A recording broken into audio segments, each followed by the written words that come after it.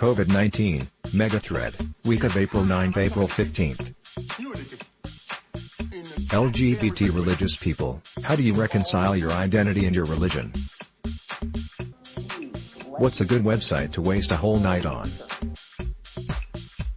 Citizen science platform helps scientists while having fun with their real projects, like looking for exoplanets, or features on Mars, or many more in many fields. ReallySmartHamster science, history, experiences, and law about just about every drug, herb, and chemical that humans can consume. There are some fascinating and horrific experience stories. This site that chooses a random spot on Earth each time you refresh and shows you the Google Street View of it. Spend hours planning all the trips you'll never take. SaltyBet.com. Two bots compete in a fighting game with user-made characters and you bet fake money on it. A match between Godzilla and Ronald McDonald can get surprisingly hype. What is the best reply to "you aren't funny"?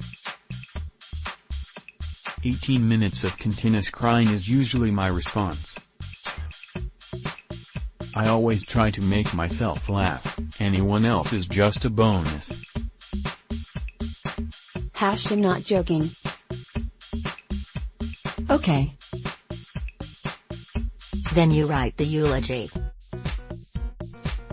We can't all get a laugh just by dropping our pants. You aren't funny. Carrot, got 'em. What movie do you believe everyone should watch at least once? The Last Unicorn.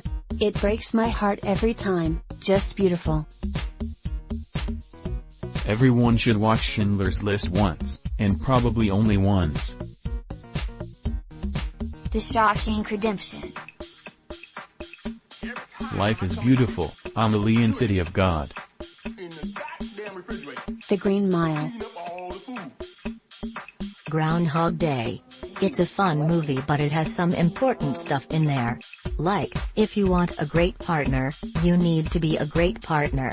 There's no magic sequence of buttons to push if you want to get in their pants. Up. I know it's a kid's movie, but the first 5 minutes really wake me up to how precious life is and that it's worth living every time I watch it. What celebrities have you encountered that were either really nice or really horrible? I met Miss Dolly Parton when I was just a wee kid in Illinois. I've described it as being like meeting the sun. She was just so happy and warm and wonderful, and she was the first person I've met in real life with a southern accent. I served Daniel Radcliffe his dessert at an event, and tripped and spilled some of it on him, probably due to seeing that I was serving Daniel Radcliffe, and he stood up and started apologizing profusely to me. Was very sweet and asking if I was okay. What are some "sit on the roof and stare at the stars" songs? The Night We Met by Lord Huron and Sedona by Hans Smith are both great indie/folk options. Shine On You Crazy Diamond. Interstellar score by Hans Zimmer. Sitting there listening to that whilst you stare at the stars is a very powerful experience. Welcome Home, Sun Radical Face. That song is the perfect background ambience to stargazing. On Melancholy Hill Gorillas. Planet Caravan by Black Sabbath. Mazzy Star Fade Into You. There is a large red button, conspicuously placed, in a public area. How do you label the button to ensure that no one presses it? Doesn't matter, someone will press it anyway. Put a larger radar button right beside it.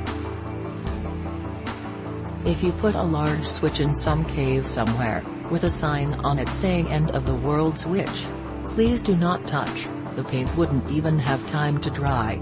Terry Pratchett, Thief of Time. Instantanal fissures. Wet paint. If you press this button you will always step in a puddle of water while wearing only socks.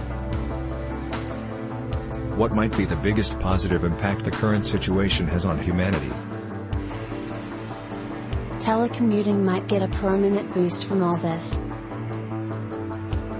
I'm hoping we will all show a little more respect to the grocery store clerks and the burger flippers who say don't deserve this wages.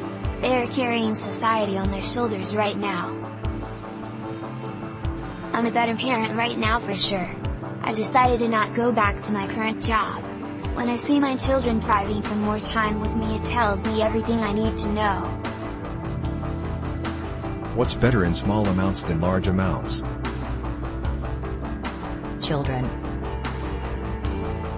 Perfume. Sweets. Homework. Nutmeg.